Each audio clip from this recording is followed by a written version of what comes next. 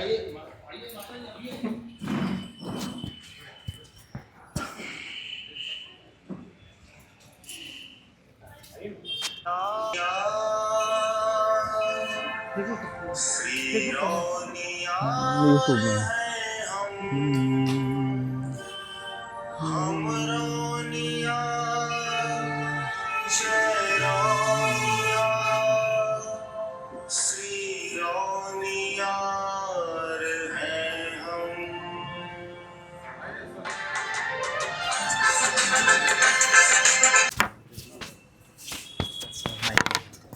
में लगा।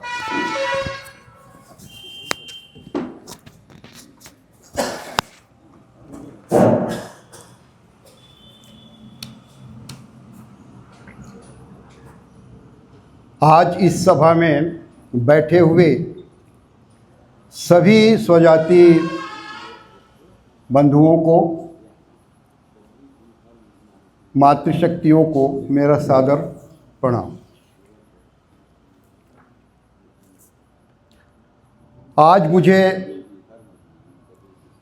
पिछली बैठक की तुलना में अच्छा लगा, क्योंकि आज संख्या में कुछ वृद्धि हुई है।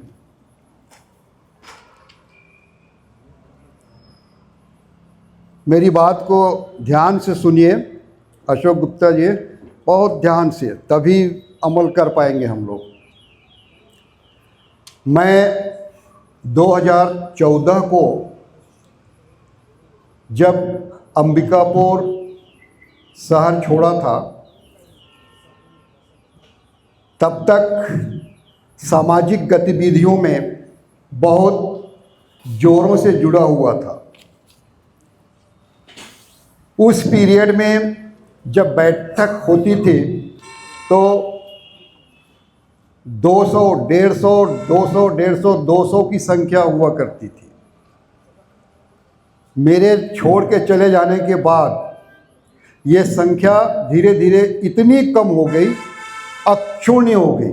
वही अभी मैं डॉक्टर राजेश गुप्ता जी से पूछ रहा था कि संख्या लगभग कितनी रहा करती थी मीटिंग में। इन्होंने कहा कि कभी 25, कभी 20, फिर धीरे धीरे 5-6 तक संख्या आ गई। मैं कहा ऐसा क्यों? तो बोला कि 2 गुटों में बट गए। मेरे को ये समझ में नहीं आता है कि 2 गुट कैसे बटा। पहला गुट कौन है और दूसरा गुट कौन है? मैं ये जानना चाहूँगा, पहला गुट कौन है और दूसरा गुट कौन है? समाज में गुटबंदी अगर करेंगे तो समाज विकास की ओर न जाके विनाश की ओर ही जाएगा। तो यहाँ जो भी बैठे हुए हों, न तो मैं पहला गुट का व्यक्ति हूँ न दूसरे गुट का व्यक्ति हूँ, मैं स्वतंत्र और तटस्थ हूँ। इसलिए दोनों गुट के जो समर्थक हैं उनको ये कहना चाहूँगा कि गुटबाजी को मन से निकाल दें और समाज से जुड़ें। कि समाज के साथ अगर रहना है तो समाज के अंदर हम लोग जो नियम बना रहे हैं, जो प्रक्रिया अपना रहे हैं, उसको माने, तभी हम लोग समाज को विकास की ओर ले जाने में अग्रसर हो पाएंगे। और यदि हम लोगों के इस बैठक से जो हमारे सामाजिक व्यक्ति जो भी होंगे, वो अगर कहीं पर चर्चा करते हैं कि ये बैठक में नहीं जाना चाहिए, वहाँ मत जाओ या ऐसा मत करो, तो मैं आप लोगों से ये अपेक्षा करूँगा कि आप उनको समझाइए कि नहीं, समाज से हम लोगों को कोई परेशानी नहीं होनी चाहिए, हम सबको मिलकर चलना चाहिए। ये जो एजेंडा नंबर 2 है, उसको मैं ही बताया था कि आदर्श इकाई। आदर्श इकाई का अर्थ ही होता है ऐसा इकाई का निर्माण हो, ऐसा इकाई बनाइए, ऐसा स्वरूप दीजिए जिसको दूसरा कोई अनुकरण कर सके। दूसरा कोई उसको अपना सके। जैसे मैं शिक्षा विभाग से रहा हूँ, तो शिक्षा विभाग में मैं हमेशा शिक्षकों को यही शिक्षा देता था कि शिक्षक को कैसा होना चाहिए, एक शिक्षक को कैसा होना चाहिए। कम से कम वो साफ सुथरा हो, उसके कपड़े चाहे फटे पुराने हों मगर साफ और स्वच्छ उसका वस्त्र होना चाहिए, चेहरा प्रसन्नता युक्त होना चाहिए, प्रतिदिन उसको अपना दाढ़ी मूछ बनाना चाहिए। ऐसा शिक्षक नहीं चाहिए जिसकी लंबी लंबी दाढ़ी हो, मूछें विकराल हो, गंदे कपड़े पहने हो, बाल जो है ना 6 महीने से काटा ना हो, भूत जैसा स्कूल में जाकर के दिखे। ऐसे मास्टर को देखेगा जब हमारा बच्चा छोटा तो उसी का अनुकरण करेगा। उदाहरण के लिए मैं बता रहा हूँ, जब मैं बलरामपुर ज़िला में था तो एक स्कूल में गया। उस स्कूल में हेडमास्टर प्राइमरी स्कूल का था। वो जो पैंट पहना था उस पैंट में 36 पॉकेट था और हर पॉकेट में कुछ ना कुछ रखा हुआ था, और शर्ट बेढंगा पहना हुआ था और बाल बेतरतीब थे, दाढ़ी मूछ कहना ही नहीं था। मैं उनको बुलाया, सबके सामने बोलना उचित नहीं होता, उसको अकेले अपने चैम्बर में बुलाया और साथ में उसका एक सहायक शिक्षक को भी बुलाया और मैं उसको समझाया कि आप जिस प्रकार का स्वरूप बना के रखे हैं ये बहुत अच्छा नहीं है, इससे आकर्षण नहीं विकर्षण होता है। आप अपना स्वरूप को तत्काल परिवर्तित करिए और आकर्षक शिक्षक बनिए जिसको देख करके आपका बच्चा अनुकरण कर सके। और ऐसा दिख रहा है जो आप अनुकरणीय है ही नहीं। वो टीचर बुरा नहीं माना, मेरा पैर को छुआ और रो पड़ा, बोला सर आज तक कोई भी शिक्षक कोई भी अधिकारी नहीं आया जो इस प्रकार की सलाह अकेले में बुला के देता। वो 3 दिन बाद जब मैं उसी रास्ते से गुजर रहा था फिर घुस गया तो देखा वो शिक्षक जो है जैसा मैंने कहा था वैसा ही कर लिया। बाल पूरा छोटे छोटे मेरे जैसे ही कटिंग करा लिया, शर्ट पैंट बढ़िया पहन लिया, चमचमाता हुआ जूता पहन लिया और दाढ़ी मूछा कुछ नहीं। और अपने बच्चों को भी वो सिखाना शुरू कर दिया कि ऐसा रहो, ऐसा करो। बच्चे भी साफ और स्वच्छ दिखने लग गए। तो इस तरह से अगर हम लोग सब करने लग जाएं, एक तो उदाहरण दिया हूँ आप लोगों को मैं कि एक मास्टर चाहे तो पूरा स्कूल को सुधार सकता है, एक मास्टर चाहे तो पूरा स्कूल को बर्बाद भी कर सकता है। बर्बाद करने वाले मास्टर भी हैं जो बच्चों को कहते हैं कि जाओ ये सिगरेट ले आ देना एक पैकेट, जब बीड़ी ले आ देना, या ठेला से जाओ तंबाकू का पुड़िया खरीद के ला देना। और कुछ मास्टर तो ऐसे हैं कि जाओ 10 रुपये तो एक बोतल दारू भी ला के दे देना। तो बच्चे लोग जाते हैं गांव से दारू भी खरीद करके और ला करके गुरुजी को दे देते हैं। तो वो स्कूल का भविष्य क्या होगा? स्कूल का अंतिम पड़ाव हो जाएगा। तो ये सामाजिक बुराई भी इसी तरह की है। यदि आप हम सब एक शिक्षक बन जाएं, एक सामाजिक सुधारक बन जाएं, तो निश्चित तौर पे आप हम सब मिलकर समाज को सुधार सकते हैं। इतिहास में आपका नाम आएगा कि अंबिकापुर इकाई में अशोक गुप्ता जी थे या विकास गुप्ता जी थे या XYZ कोई भी नाम लिया जा सकता है कि आने वाली पीढ़ी ये कहेगी कि वो व्यक्ति थे जो समाज के लिए काम करते थे, समाज में इस प्रकार का सुधार का काम किया। हम लोग इतिहास में पढ़ते हैं राजा राम मोहन राय जी का, आप लोगों ने भी पढ़ा होगा। राजा राम मोहन राय ने क्या किया था बताइए? सती प्रथा का अंत किया था। सामाजिक बुराई थी वो, और कैसे होता था आप लोगों को उसका एक छोटा शानदार स्वरूप बताता हूँ। सती प्रथा एक ऐसी कुप्रथा थी कि समाज में जिस दिन या जिस किसी भी पुरुष की मृत्यु होती थी, कोई पुरुष मर जाता था तो उसको अंतिम संस्कार के लिए ले जाते थे और साथ साथ में उसकी जीवित पत्नी को भी पकड़ कर ले जाते थे। और जब अर्थी में मरे हुए व्यक्ति की लाश को रखते थे और लकड़ी रखते थे उसके ऊपर में और जलाते थे, तो उसी जलते हुए चिता पर उसकी पत्नी को भी ढकेल कर लंबे लंबे बांस चारों तरफ से पकड़े रहते थे, तो पत्नी को भी ढकेल के उसे मार देते थे। उसकी पत्नी खूब चीखती थी, चिल्लाती थी, रोती थी, लेकिन बचाने वाला कोई नहीं था। ये समाज में कुप्रथा थी। उस कुप्रथा को सती प्रथा के नाम से जाना जाता था। उसको अकेले इतिहास में नाम सुना राजा राम मोहन राय ने, जो विरोध किया और विरोध करने के बाद सती प्रथा जैसी कुप्रथा को अंत कर दिया। आज हमारे समाज में ऐसा होता है क्या? कहीं नहीं होता। तो इस प्रकार जो है ना, समाज में अच्छा काम करने वाले का नाम इतिहास में अमर हो जाता है। तो हमारे अंबिकापुर इकाई में, सिर्फ मैं अंबिकापुर इकाई की बात कर रहा हूँ, प्रदेश की बात तो हम बाद में करेंगे। पहले हम अपने घर को मजबूत कर लें, अपने आप को मजबूत कर लें, इसके बाद हम लोग प्रांत में अपना स्थायित्व जो है ना अपने आप बना के चलेंगे।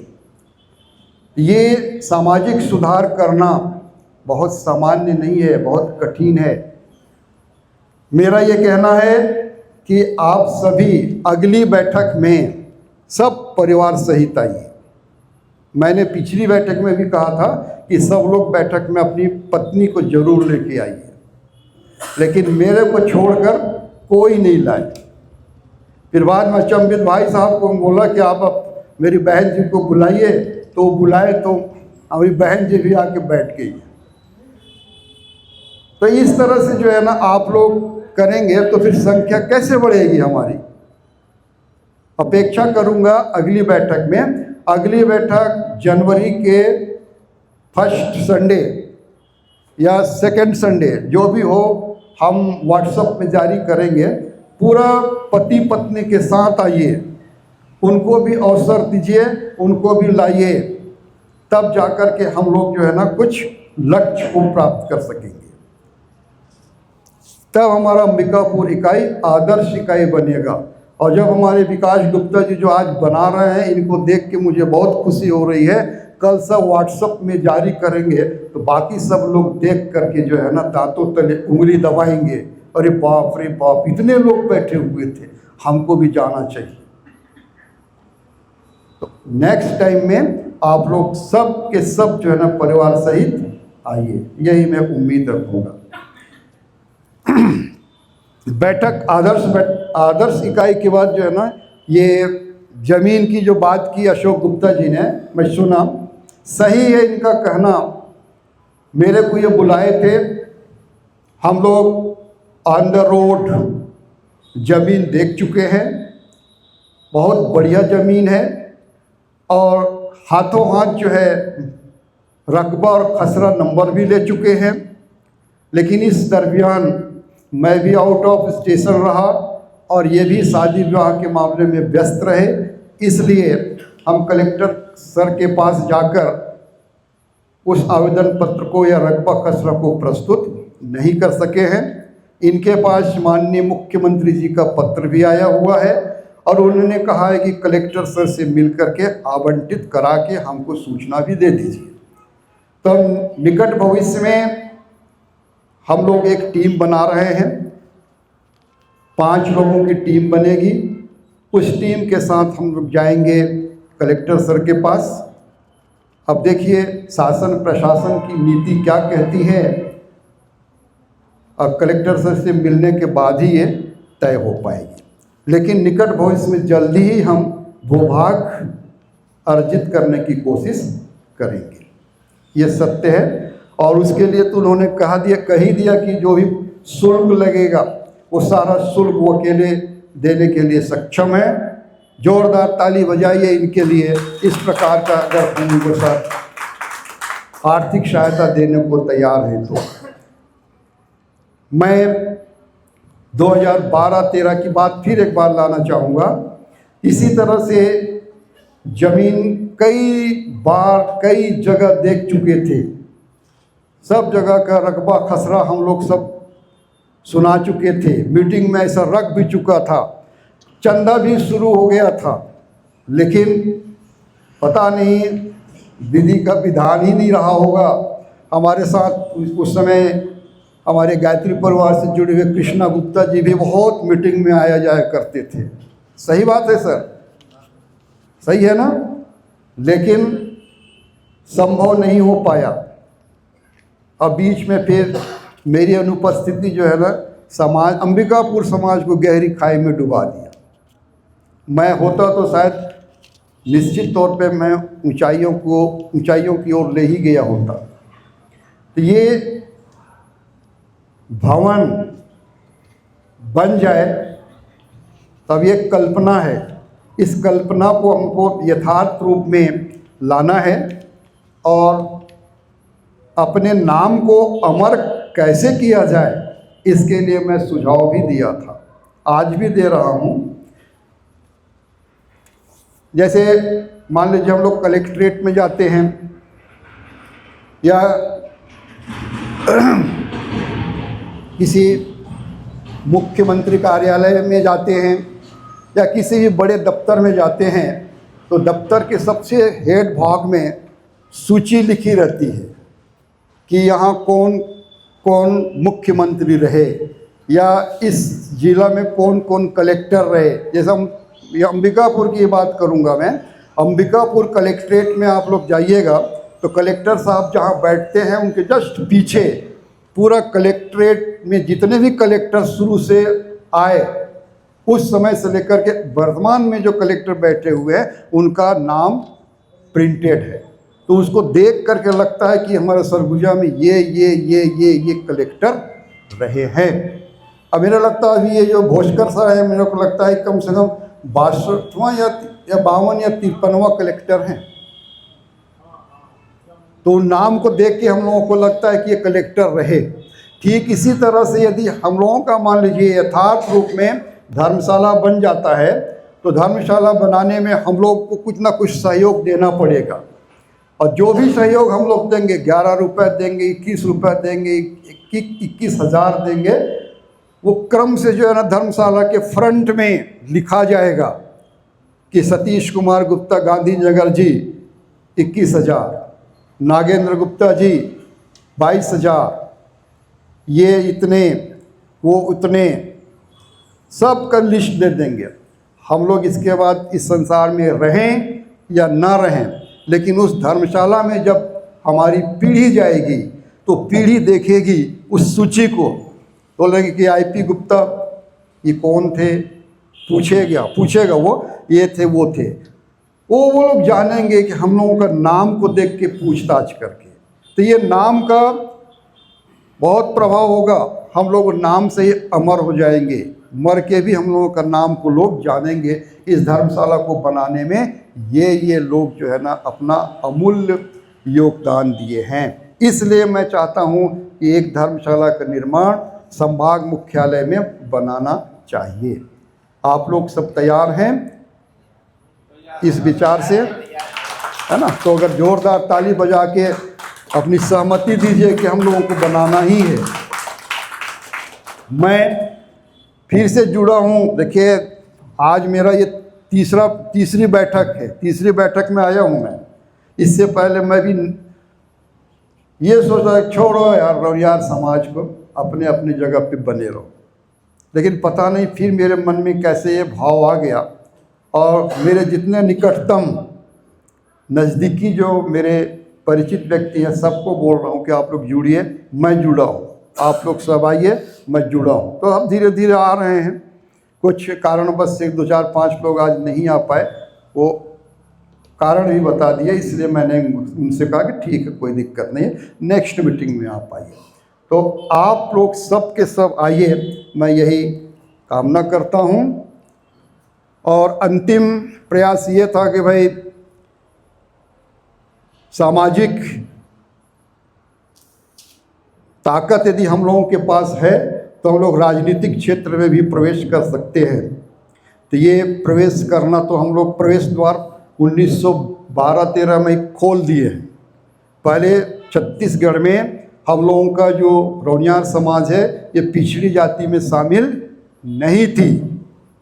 1912-13 में ही मेरे को जो जानते होंगे उस समय मैंने कितना अथक प्रयास किया, मदन मोहन मालवीय की तरह जो बीएचयू को बनाने के लिए जो है हाथ जोड़ जोड़ करके चंदा वसूल किए थे, मैंने भी हाथ जोड़ करके चंदा वसूल किया, चंदा मांगा और मीटिंग ऐसे करा करके जो है 2, 2.5, 3 लाख रुपए कलेक्ट किए और उससे हमने पूरे छत्तीसगढ़ के रौनियार समाज को पिछड़ी जाति में शामिल करा दिया। पिछड़ी जाति में शामिल होने के तत्पश्चात ही आपको उदाहरण बता रहा हूँ, हमारी स्कूली बच्चों को खूब ज़्यादा लाभ मिल रहा है। और पिछड़ी जाति में शामिल होने से ही देखिए आपको बताऊँ, सलका निवासी गिरीश गुप्ता जी है, सलका निवासी गिरीश गुप्ता जो हैं वो पिछड़ी जाति का प्रमाण पत्र प्राप्त करके ही जिला पंचायत का उपाध्यक्ष भी बने थे। सही बात है अशोक गुप्ता जी। अगर पिछड़ी जाति में शामिल नहीं होते तो वो जिला पंचायत का उपाध्यक्ष नहीं बनते और राजनीतिक क्षेत्र में प्रवेश नहीं कर पाते। यही कहते सामाजिक ताकत यदि हम लोगों के पास है तो हम लोग भी कहीं न कहीं राजनीतिक क्षेत्र में जा कर के राजनीतिक गुण धर्म को पा सकेंगे। तो अगर हम लोग सब साथ मिल के चलेंगे तो निश्चित तौर पे ये सब संभव हो सकता है। ज़्यादा समय नहीं लूँगा, 7:30 बजे का टारगेट था, 7:45 बज गया है। आप सबको मैं सभापति आज का घोषित होने के कारण सबको बधाई देता हूँ। सबका जो है ना, सबको आभार प्रकट करता हूँ कि आप लोग सब आए और इसी तरह से सब आकर के सभा को सफल बनाएं। अच्छा लगेगा आपको भी, मेरे को भी, समाज को भी और सबको भी। बहुत बहुत धन्यवाद।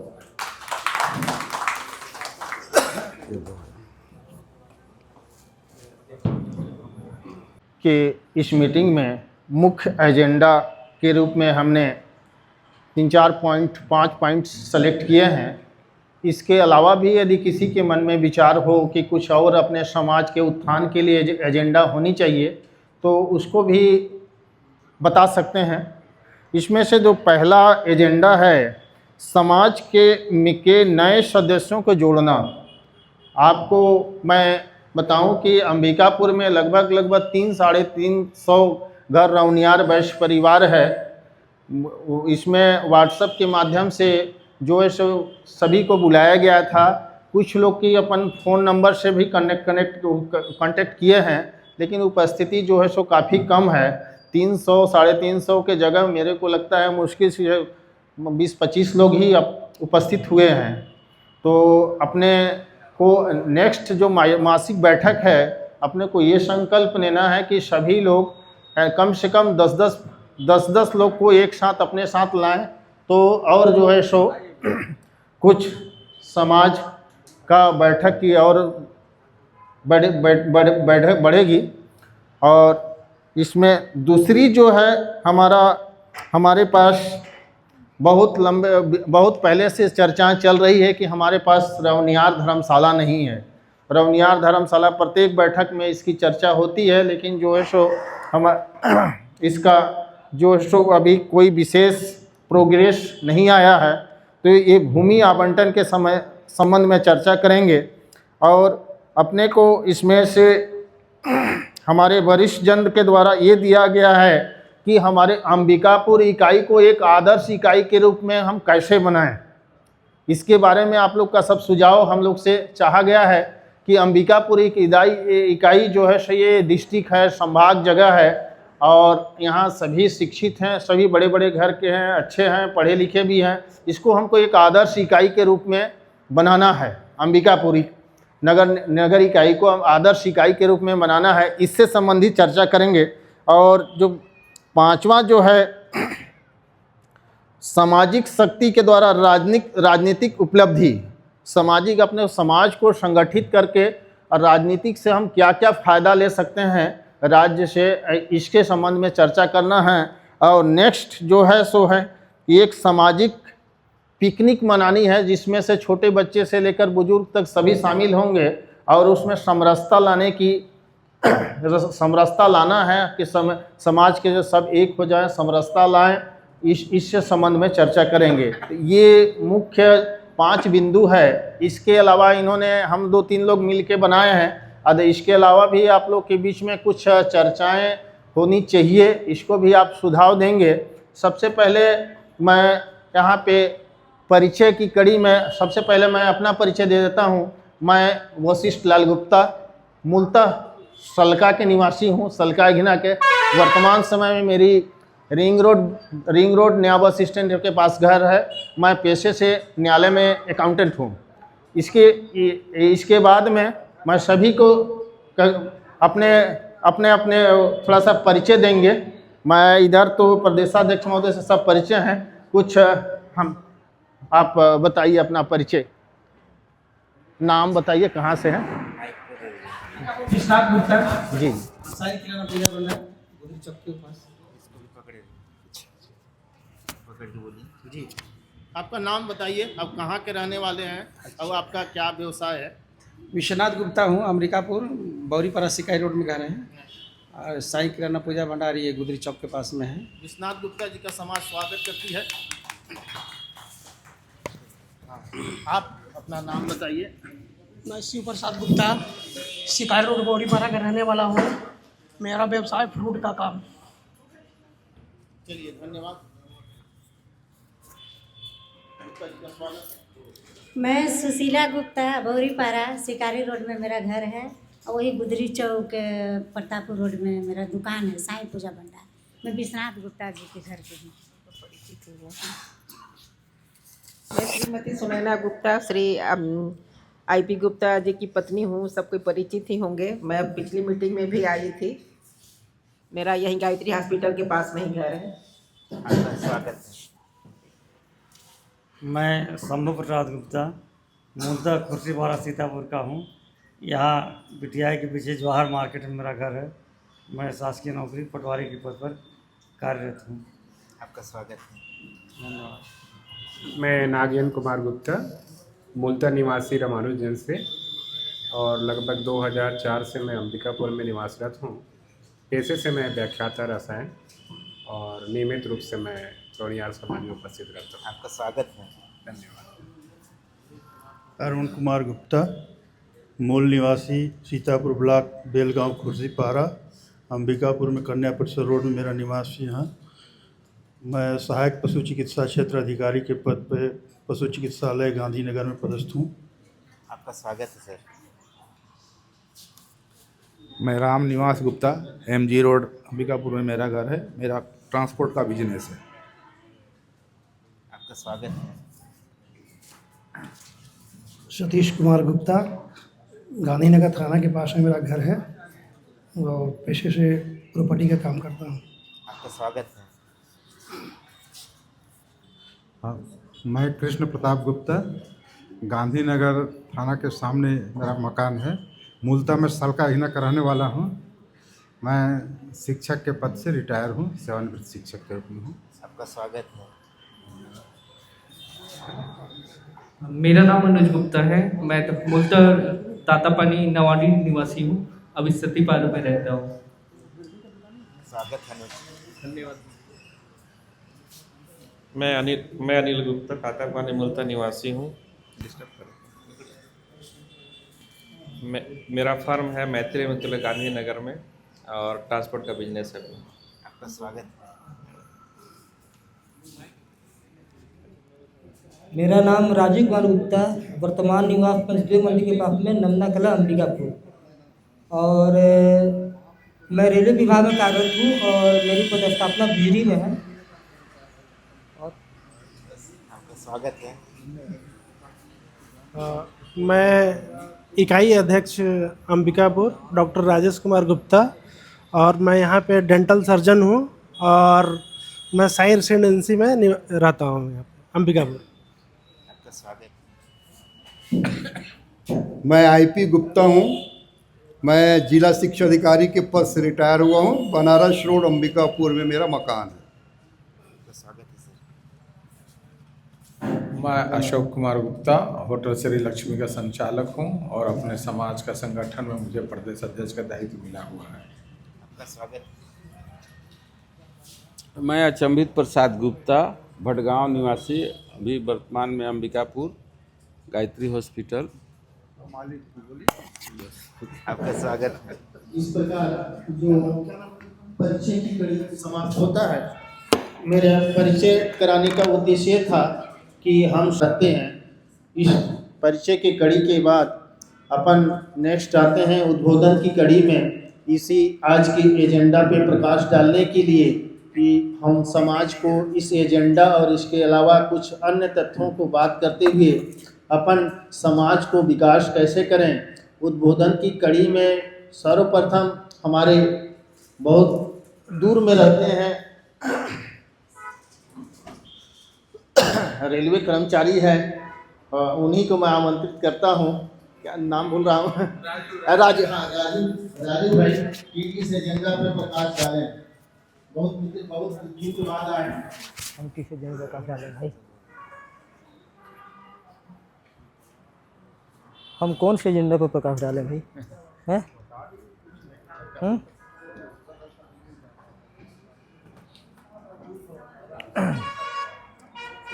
धन्यवाद हमारे वशिष्ठ सर। आज के जो एजेंडा में जो प्रमुख जो पहला बिंदु है समाज के नए सदस्यों को जोड़ना, इसके लिए मेरा यह सुझाव है कि हम समाज के सभी सदस्यों को पहले पहचाने कि हमारे समाज के लोग कहाँ कहाँ और किस क्षेत्र में रहते हैं। मैं एक छोटा सा जानकारी देना चाहता हूँ कि आज से 3-4 साल पहले हमने एक सर्वे भी किया था और अंबिकापुर में लगभग जितने परिवारों से संपर्क भी स्थापित किया था, उसमें बहुत सारे लोगों का से हम लोग का जुड़ना भी हुआ था, लेकिन फ़िलहाल थोड़ा सा उसमें ब्रेक लगा हुआ है।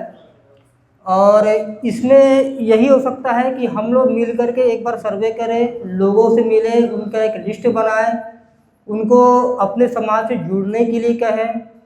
और सबसे बड़ी चीज़ है कोई हमसे जुड़े या क्यों, पहले ये समझना जरूरी है। जुड़ने के लिए होता है कि समाज की क्या आवश्यकता है, हमको दूसरे लोगों से मिलने की क्यों आवश्यकता है, हम किसी का क्या काम कर सकते हैं, कोई हमारा क्या काम कर सकता है। मतलब कुल मिलाकर यह है कि आवश्यकता के ऊपर निर्भर करता है कि लोग एक दूसरे से जुड़े। जैसे कोई छोटी सी बात कहना चाहता हूँ कि अगर हमारे कोई साथी भाई का कोई व्यवसाय है, वो पर्टिकुलर कोई व्यवसाय कर रहे हैं, तो हम बाकी समाज के लोग उनसे जुड़े। मतलब कि अगर उनकी कोई शॉप है, कुछ वो सेल करते हैं, तो हम समाज के बाकी लोग भी उनसे हम सामान खरीदी करें, तो उससे क्या है कि हमारा परिचय बढ़ता है, व्यवहार बढ़ता है, सामाजिकता ही बढ़ती है। और दूसरे एक मुख्य बिंदु हमको एक और समझ में आई है कि जैसे शादी ब्याह के रिश्ते होते हैं, उसमें पता ही नहीं चल पाता है कि हमारे समाज के लोग यहाँ भी रह रहे हैं, उनके घर में फलना लड़की है या लड़का है, जानकारी नहीं मिल पाती है। तो इसके लिए एक बार फिर से शुरू करके लिस्टिंग तैयार करनी पड़ेगी, सूची बनानी पड़ेगी कि यहाँ जितने परिवार उनके सदस्य कौन कौन है, और इस तरीके से एक दूसरे में जुड़ सकते हैं हम लोग। सेकंड नंबर का जो एजेंडा है सामाजिक भवन हेतु भूमि आवंटन। अब ये एजेंडा बहुत ही महत्वपूर्ण है। अब इस एजेंडा पर हमारे समाज के वरिष्ठ लोग भी इसमें लगे हुए हैं, लेकिन इसका अभी तक प्रोग्रेस क्या हुआ मुझे इसकी ठीक ठीक जानकारी अभी नहीं है। अब इसके बारे में वही बता सकते हैं। और मैं नेक्स्ट आगे के एजेंडा के लिए तो वशिष्ठ सर से बुलाता हूँ मैं कि भाई आगे के एजेंडा के लिए बताएं। बहुत गार्जियन स्वरूप सभी अभिभावकों को मेरा हृदय से आभार प्रणाम। हम लोग जितने भी युवा वर्ग के युवा साथी हैं, किसी न किसी कारण से निकल नहीं पा रहे हैं। उसका कारण हो सकता है कि परिजन उनके जो होते हैं, अभिभावक जो होते हैं, वो काफ़ी रूप से उनको सपोर्ट नहीं करते हैं, आगे आने नहीं दे रहे हैं।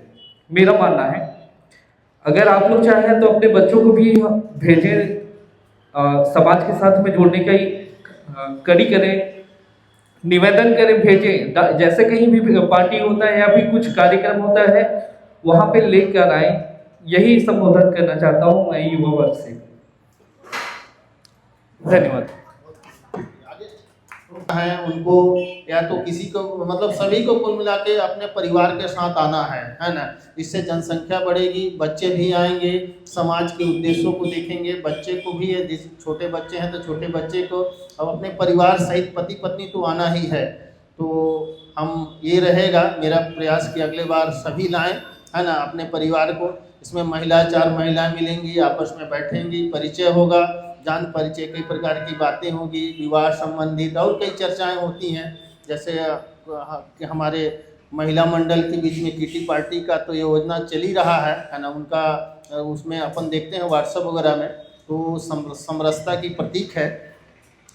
इसके बाद में उद्बोधन की कड़ी में मैं हमारे बीच समाज के संबंध में काफ़ी अनुभवी और काफ़ी सुझाव देने वाले और श्री धर्मेंद्र गुप्ता को सादर आमंत्रित करता हूं कि इस एजेंडा पे प्रकाश डालें।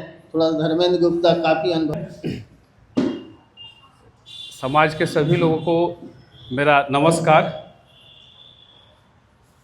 निश्चित तौर पे अभी हम लोग 2 माह से समाज का अभी कंटिन्यू मीटिंग कर रहे हैं और मुझे बहुत अच्छा लग रहा है कि हर माह लगभग किसी न किसी के यहाँ अब हेलो ये चल रहा है, चलिए ना, हो गया तो हेलो आ रहा है ना, तो किसी न किसी के घर हर माह इसको कंटिन्यू हो रहा है, तो बहुत खुशी की बात है और समाज के लिए भी बहुत अच्छा दिशा निर्देश जा रहा है और इसको कंटिन्यू रखा जाए। जैसे पिछले बार स्टार्टिंग अभी हाल फिलहाल में राजेश जी के यहाँ से, अनुज भाई के यहाँ से और अभी डॉक्टर साहब के यहाँ हो रहा है। इसी को कड़ी को और आगे बढ़ाते हुए दूसरे और किसी साथी के यहाँ और अपने समाज के लोगों के यहाँ इस कार्यक्रम को आगे अग्रसर रखा जाए। और साथ में मेरा ये कहना है कि पहले जैसे कार्यक्रम होता था, हर शहर को 5 भागों में बांट दिया गया था और हर मोहल्ले से, हर भागों से किसी न किसी को जिम्मेदारी दिया गया था कि समाज को जोड़ा जाए। और हम लोग उस समय मुहिम चलाकर लगभग काफ़ी परिवारों को एकत्रित किए थे और भीड़ भी काफ़ी अच्छा आ रहा था अपने समाज के लोगों का। तो एक बार फिर उस मुहिम को आगे कंटिन्यू किया जाए और लोगों को ज़्यादा से ज़्यादा समाज में जोड़ा जाए, यही मैं कहना चाहूँगा। जब लोग जुड़ेंगे तो बहुत सारे विचार आएंगे और विचार आएंगे तो उस पर अपन समाधान भी निकालेंगे। इसी के साथ धन्यवाद। धर्मेंद्र जी का पूरी समाज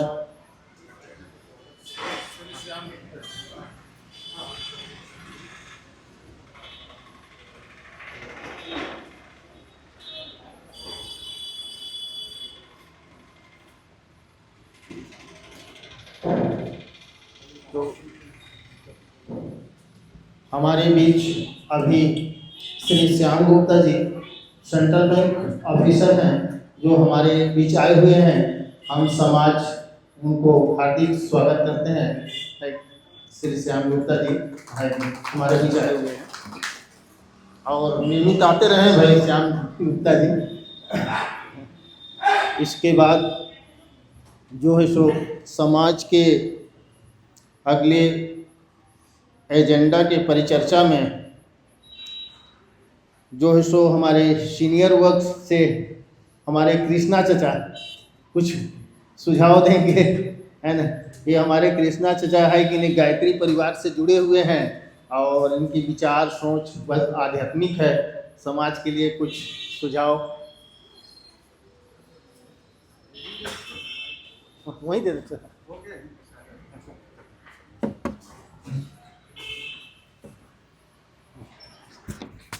जनता पर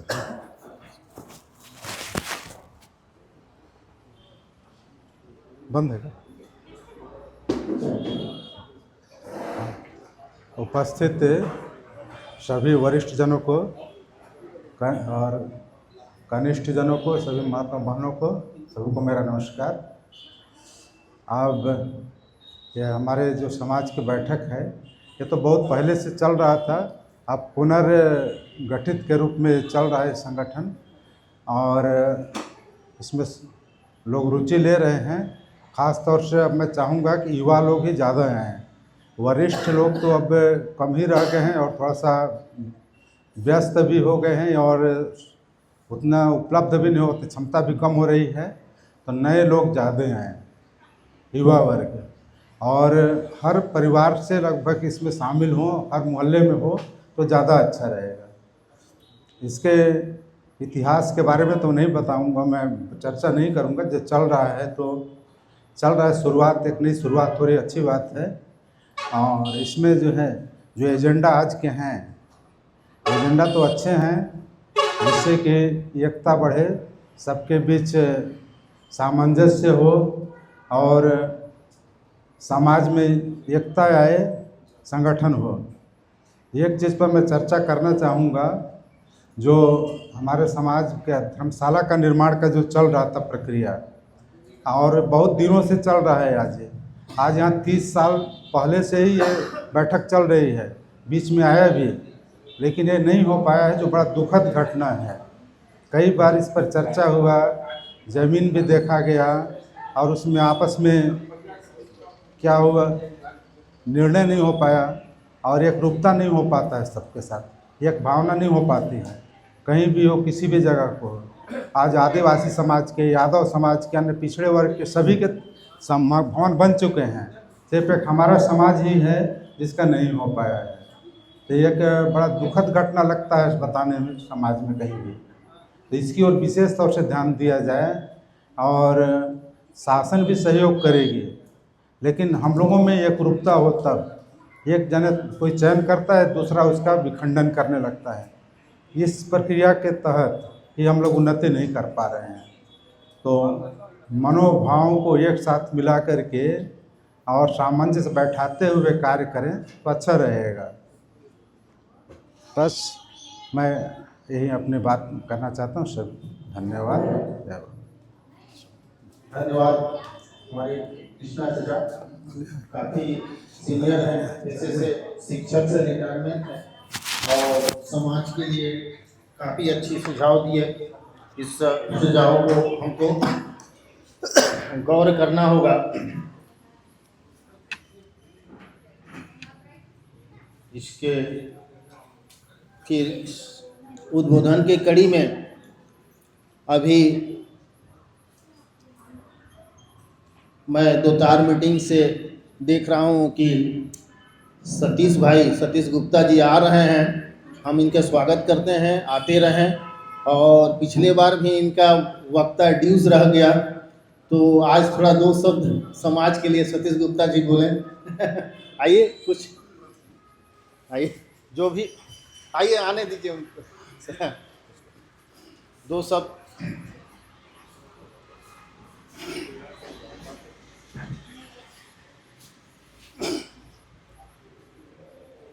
नहीं कर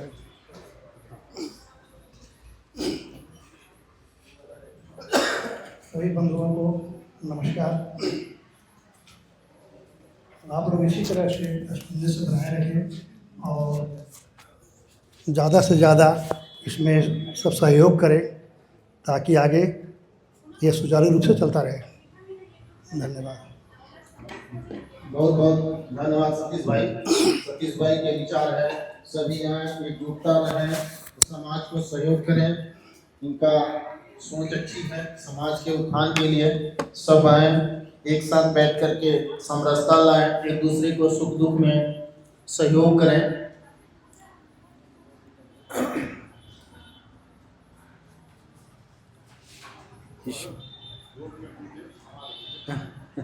हाँ, तो आप चूँकि ब्रेक हैं, चलिए 2 मिनट के लिए अभी ब्रेकफास्ट हो गया है तो ले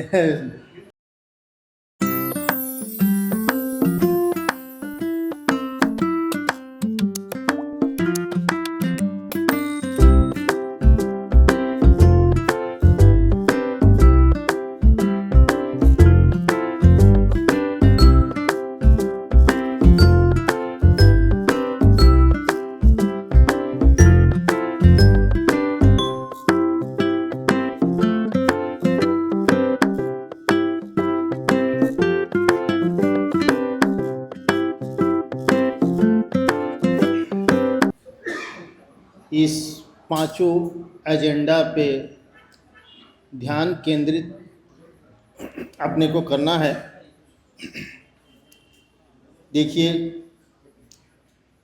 इसमें जो फर्स्ट एजेंडा है समाज के सदस्यों को जोड़ना। इसमें देखिए, ये बहुत ही सिंपल एजेंडा है, इसमें कोई विशेष बड़ी बात नहीं है। हम संभाग स्तरीय नगर निगम एरिया में रहते हैं, किसी को भी अपने समाज को एक फ़ोन में कहेंगे कि यहाँ मीटिंग रखी गई है, तो मेरे ख्याल से वो बंदा अवश्य ही मीटिंग में आएगा, यदि उसके पास कोई इमरजेंसी कार्य ना हो तो इसमें अपन अभी 20, 25, 30 लोग इकट्ठा हुए हैं। अगला जो मासिक बैठक के लिए अपन एक आदमी भी अगर समझ जाइए 10 लोग को लाते हैं, 10 नहीं भी हुआ 10 लोग को खबर करते हैं, 10 नहीं भी आए 5 भी आए तो अपन 30, 5, 15, 150 लोग आ सकते हैं। लेकिन हमको क्या है कि थोड़ा सा प्रत्येक लोग को समाज के जोड़ने के लिए कोशिश करना पड़ेगा। सिर्फ ऐसा नहीं है कि अध्यक्ष का इकाई डॉक्टर राजेश ही सबको फ़ोन करे, अपने को सबको मिल करके इस समाज को जोड़ना है और सबको मीटिंग में लाना है और नारी शक्ति को भी लानी है अपने साथ। अपने परिवार को हम नहीं लाएंगे तो फिर वो जो है से नारी शक्ति जो है पीछे होते जाएगी और सबको अपने को लाना है। तो अपन ये प्रथम एजेंडा का सलूशन तो लगभग साल होने की स्थिति है कि अपने को ये ठान लें कि 10 लोग को फ़ोन करना है, 10 में से 5 तो आएंगे ही और अपने परिवार को तो अपन ला ही सकते हैं।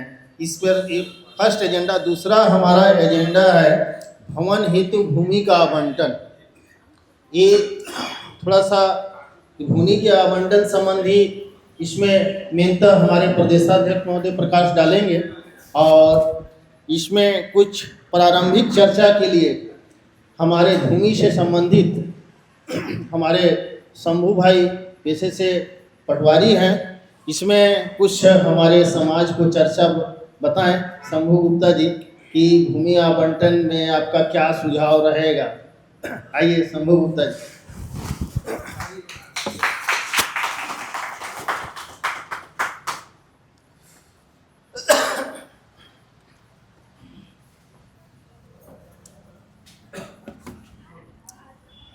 रौनियार समाज के पदाधिकारियों को मेरा सादर अभिनंदन और समाज के सभी सदस्यों को भी सादर अभिनंदन। मैं समाज के लिए भूमि के संबंध में बताना चाहता हूँ। लगभग 2 साल पहले हम लोग प्रयास करके देखे, जब कांग्रेस की सरकार थी, बघेल जी थे सीएम, उस समय कुछ प्रक्रिया उन्होंने चालू किया था कि समाज के लिए भूमि प्रदान किया जाए। उसमें हम लोग आवेदन पत्र भी दिए थे और सीएम साहब से मिले भी थे, लेकिन थोड़ा लेट हो गया। उसमें क्या है कि कुछ समाज के लोगों को आवंटन हुआ भी, उसमें कुछ परसेंटेज जमा करना था राशि भूभाटक के तौर पर। और अभी फ़िलहाल मैंने अभी वर्तमान सरकार अभी बंद कर दी है भूमि आवंटन की प्रक्रिया समाज के लिए। तो फिर प्रयास करने पर उसे संभव हो सकता है। तो मैं चाहूँगा कि सब एकजुट होकर फिर प्रयास करें, शायद कोई समस्या का हल निकल जाए। बाकी भूमि पहले देख चुके थे तो विवादित हो गया, नगीसिया समाज वाले उसमें पूरा कैप्चर कर लिए, फिर दूसरे नए सिरे से भूमि हम लोग को चिन्हांकित करना पड़ेगा। धन्यवाद।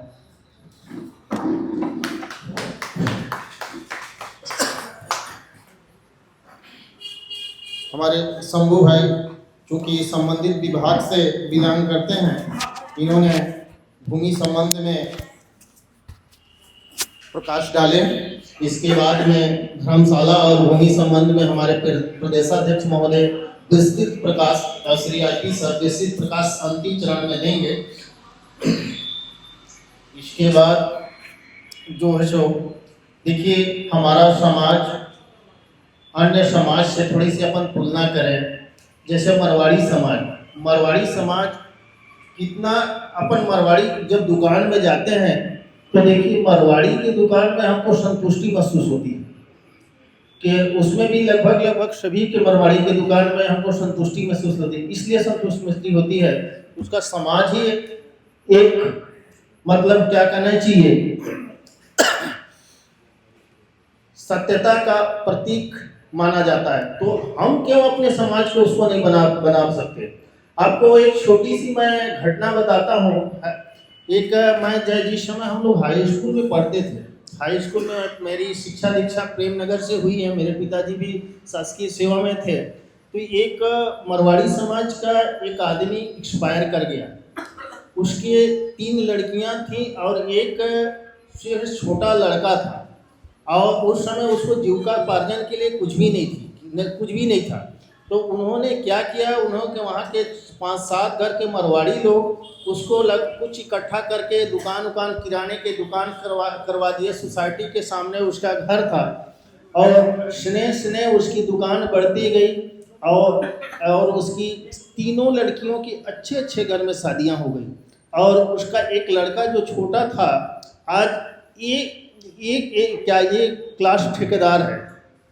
तो उसका कहना चाहिए, मेरे कहने का मतलब जो समाज का जो इतना सहयोग था उसके परिवार के लिए, कि एक मतलब निसहाय व्यक्ति है ना, और एक महिला लोग के लिए जो है सो अच्छी शिक्षा दीक्षा और अच्छे घर में शादी विवाह की, साथ में अपने छोटे बच्चे को है ना 1 क्लास ठेकेदार तक पहुंचा दिया।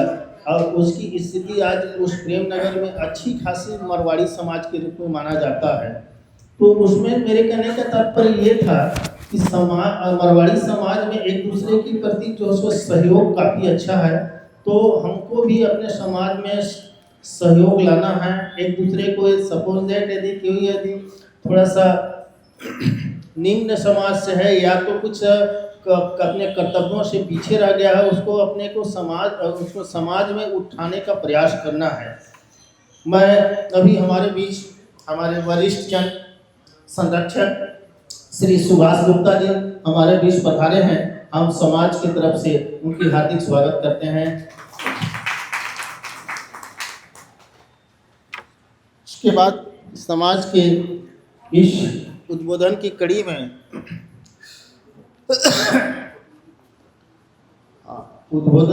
में हमारे कोषाध्यक्ष महोदय जी, कोषाध्यक्ष अरुण गुप्ता जी को मैं आमंत्रित करूंगा कि वो आएँ और 2 शब्द इस एजेंडा पे प्रकाश डालें। और श्री अरुण कुमार गुप्ता जी अपनी लेखा जोखा भी बताएंगे, है कि नहीं, पिछले अभी अब उनके बजट में कितना पैसा आया।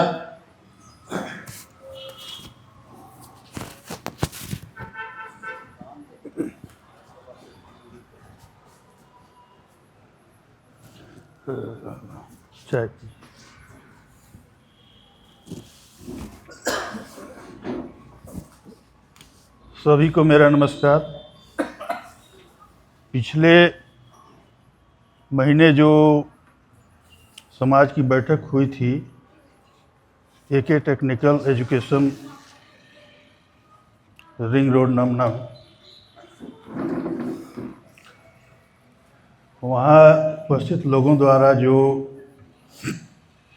राशि दिया गया था 3,400 रुपये मेरे को सौंपा गया था, जो मेरे पास है, जिसमें व्यय उसमें से कुछ नहीं हुआ है, पूरे की पूरी राशि मेरे पास सुरक्षित है।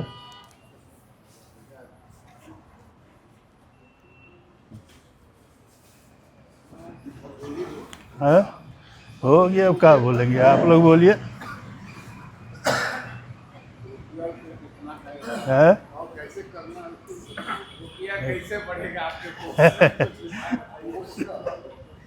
जब संख्या बढ़ रही है यहाँ तो रुपया भी बढ़ेगा। इसके लिए प्रयास करना पड़ेगा। जैसे पूर्व से संख्या में वृद्धि हो रही है, तो आशा है मुझे कि इसी तरह से हमारे समाज का प्रति लगाव होते जाएगा लोगों में, और हमारा समाज पूर्व की भांति एक बार फिर से उभर कर आएगा और हमारे जो उद्देश्य हैं वो सफल होगा। धन्यवाद। कोषा महोदय श्री अरुण गुप्ता जी हमारे अंबिकापुर कोर्स के बारे में चर्चाएं बताई। आप लोग को बहुत वो होता होगा, दुख होता होगा कि हमारे अंबिकापुर में इतने बड़े बड़े लोग हैं और उन्होंने क्या 1700 या 1800 की चर्चा बताई। पूर्व में कोषाध्यक्ष मैं था, है ना। पूर्व में कोषाध्यक्ष मेरे पास भी लगभग 35-3600 रुपये आज भी पड़े हुए हैं। इससे पहले कोषाध्यक्ष मैं था, 35-3600 मेरे पास रुपए पड़े हुए हैं। और जब भी कहेंगे, जब समाज की वो होगी, मैं उसको डोनेट करूँगा। अब अभी 1700-1800 हमारे है। और इसी से बगल में अपन देख लें दरिमा इकाई। दरिमा इकाई में आज से लगभग 6-7 वर्ष पहले हम लोग को बुलाए गए थे दरिमा इकाई वालों ने।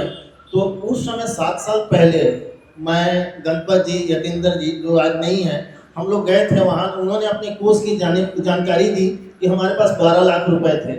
आज सपोज दैट 8 साल पहले उनके पास 12 लाख थी, उन्होंने 1 रुपये भी जमा नहीं किया हुआ, तो 12 दूना 24 लाख रुपए उनके पास होगी, है ना। यदि कुछ अगर उन्होंने डोनेट किया होगा तो अपन 30 से 35 लाख अपन उसको मान सकते हैं कि 30 से 35 लाख दरिमा इकाई, जो कि ग्रामीण इकाई है। इसी तरह करके आदमी मतलब वो करते हैं, किसी तरह करके जमा करते हैं। उनके पास ये पोजीशन है। और हमारा आज अंबिकापुर इकाई के पास पोजीशन आप लोग के सामने हमारे कोषाध्यक्ष महोदय ने प्रकट की। इसके बाद में अपन समाज की एजेंडा के चर्चा के संबंध में पिछली बार काफ़ी चर्चाएं रखी थी, है ना। अच्छी उनकी सोच है। हमारे नागेंद्र भाई को मैं आमंत्रित करूंगा कि 2 शब्द थोड़ा सा बताएं।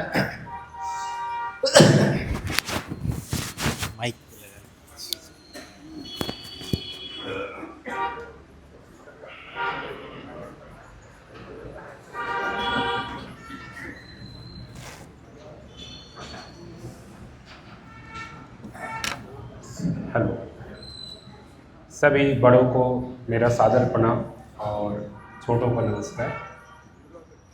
पिछली बैठक से ये बैठक जो है, मुझे बहुत ही प्रसन्नता हो रही कि संख्या बढ़ी है।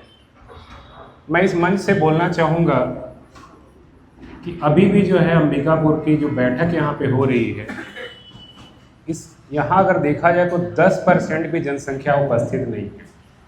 मेरे मन में 2 ख्याल आया कि क्यों ना अगर ऐसा किया जाए तो शायद संख्या बढ़े। पीछे क्या हुआ क्या नहीं हुआ इस पे हमें नहीं करना है, लेकिन मुझे लगता है कि लोगों के बीच जो भावना है थोड़ा सा समाज के प्रति बदला है। थोड़ी व्यस्तता भी लोगों में बढ़ी है।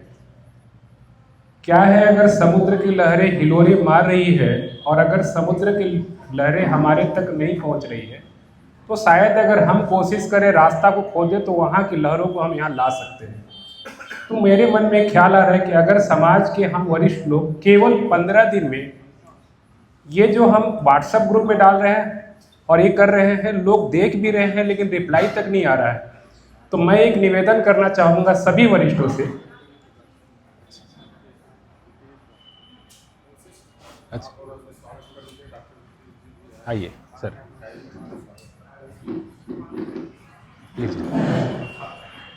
हमारे बीच डॉक्टर रितेश जी आए हुए हैं। हम समाज इनको स्वागत करते हैं। डॉक्टर रितेश गुप्ता जी हमारे बीच आए हुए हैं, जिनकी हॉस्पिटल गायत्री हॉस्पिटल उन्हीं की है और ये शायद MD मेडिसिन है, डॉक्टर MD मेडिसिन है। हम स्वागत करते हैं। बैठिए, 2 मिनट समय हो तो डॉक्टर साहब इनको फूल लगाओ भाई। नेक्स्ट नागेंद्र जी। हाँ जी, मैं ये बोलना चाह रहा था कि लोगों की भावनाएं क्या है, बदली है। और जब भी बैठक होता है तो लोगों में एक अलग तरह की चर्चा होती है। अगर उनसे मिलने जाए, बात करें, तो थोड़ा सा अलग तरीके से बात करते हैं। तो मैं वरिष्ठ लोगों से एक निवेदन करना चाहूँ कि क्यों न एक ऐसा छोटा सा प्रोग्राम बनाया जाए कि 15 दिवस में हम कुछ वरिष्ठ मिल करके केवल 10 घर में हम लोग अगर चले जाएं और उनसे एक निवेदन करें कि कम से कम घर का एक सदस्य अवश्य मीटिंग में आए। केवल 10 घर अगर हम उनके घर में जाएंगे और 10 मिनट भी समय देंगे, तो मुझे लगता है कि कुछ न कुछ पॉजिटिव रिजल्ट आ सकता है। मुझे लगता है बहुत ही बेहतर कार्य होगा। तो अगर उनके घर में हम समय देते हैं 10 मिनट भी, तो निश्चित है कि वो कुछ न कुछ समय निकाल करके यहाँ अवश्य आएंगे, जो पहले एजेंडा है, और उसमें हम सफलता पा सकते हैं। उनके मन में जो अलग अलग तरह का भ्रम है, उस भ्रम को भी हम क्या कर सकते हैं, दूर कर सकते हैं। बस इसी के सामने बहुत बहुत धन्यवाद नागेंद्र भाई। समाज के जो कुछ बैकडोर पे हैं उनको जोड़ने के लिए अच्छी प्रयास और सुझाव बताया कि डोर टू डोर उनको जाकर के निवेदन करें, उनकी समस्या सुने और इस प्रकार उनको समाज में है कि नहीं लाना है अपने को, और उनको विकास संबंधी कुछ सुझाव तक रखना है। इस उद्बोधन की कड़ी में अभी कुछ हमारे बीच में चूँकि हमारे डॉक्टर साहब उपस्थित हैं, डॉक्टर साहब को समय कम है, कुछ नीचे हो सकता है, पेशेंट भी इंतजार कर रहे हैं। आज की समाज के नए मैं मुख्य बिंदु डॉक्टर साहब को बताना चाहूँगा। एजेंडा इसमें 2-3 एजेंडा है। समाज को नए सदस्यों को जोड़ना पहला एजेंडा है। समाज के भवन हेतु भूमि का आवंटन करना और छत्तीसगढ़ समाज में अंबिकापुर इकाई को आदर्श इकाई बनाना। और नेक्स्ट है सामाजिक शक्ति के साथ राजनीतिक उपलब्धि को करना और पिकनिक का आयोजन करना। इस संबंध में जो सो अपना एजेंडा रखे हैं, तो हमारे डॉक्टर रितेश गुप्ता जी को मैं आमंत्रित कराऊंगा, कुछ सुझाव दें हमारे समाज को।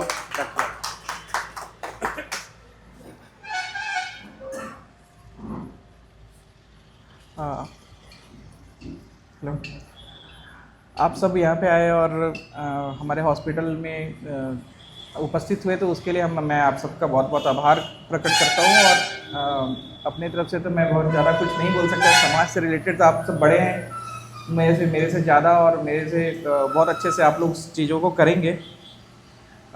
बस मैं ये बोल सकता हूँ कि जैसे हम भी समाज के ही बच्चे हैं और चाहते हैं कि समाज के लिए कुछ अच्छा करें।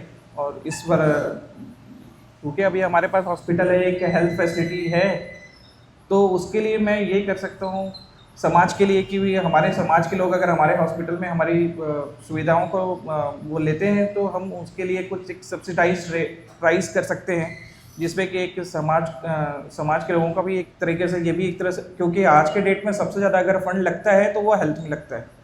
मेरा खुद का हॉस्पिटल है, फिर भी मैं आप लोग को बताना चाहता हूँ, अगर आज के डेट में सबसे ज़्यादा खर्च अगर किसी चीज़ की होती है तो वो हेल्थ में होती है। तो मैं बस ये है कि हम अपनी तरफ से ये कर सकते हैं कि हम एक बेस्ट हेल्थ फैसिलिटी देंगे विथ मिनिमम प्राइस हमारे समाज के लोगों के लिए। एक फिक्स्ड ये कर सकते हैं कि डिस्काउंट कर दिया एक फिक्स प्राइस पे या फिक्स रेट पे, कि हेल्थ चेकअप के लिए अगर आ रहे हैं या हमारे यहाँ एडमिट हो रहे हैं, अगर हमारे समाज के लोग हैं, तो उनको हम कम से कम चार्जेस पे बेस्ट से बेस्ट फैसिलिटी उपलब्ध कराएंगे। Thank you. हाँ, डॉक्टर साहब जी ने बहुत अच्छी सुझाव दी और इन्होंने ये बताया कि यदि हमारे समाज के कोई भी किसी प्रकार के हेल्थ संबंधी परेशानी होती है, बिल्कुल ठीक रेट पे हम यहाँ सुविधा उपलब्ध कराने के लिए उपलब्ध रहेगी।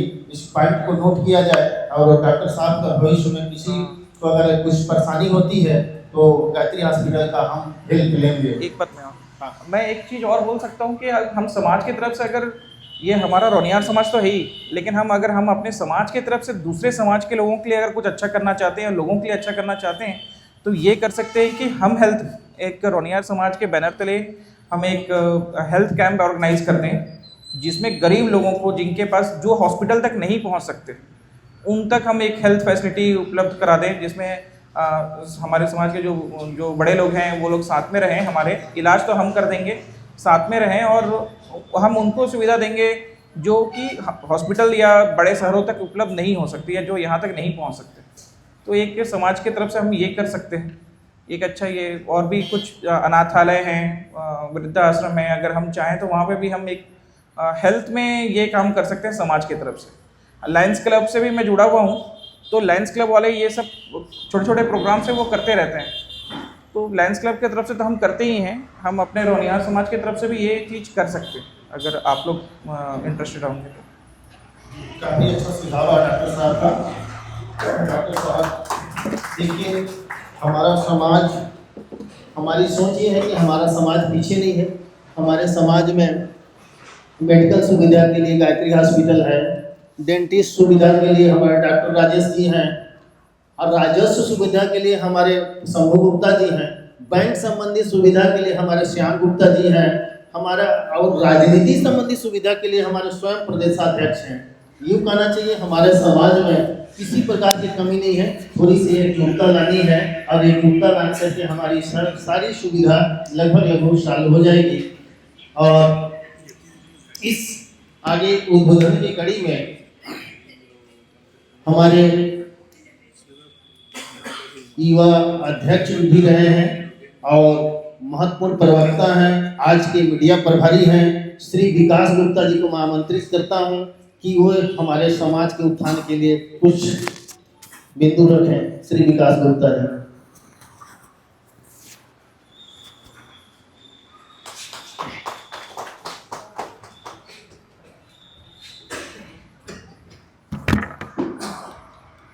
Hello hello hello.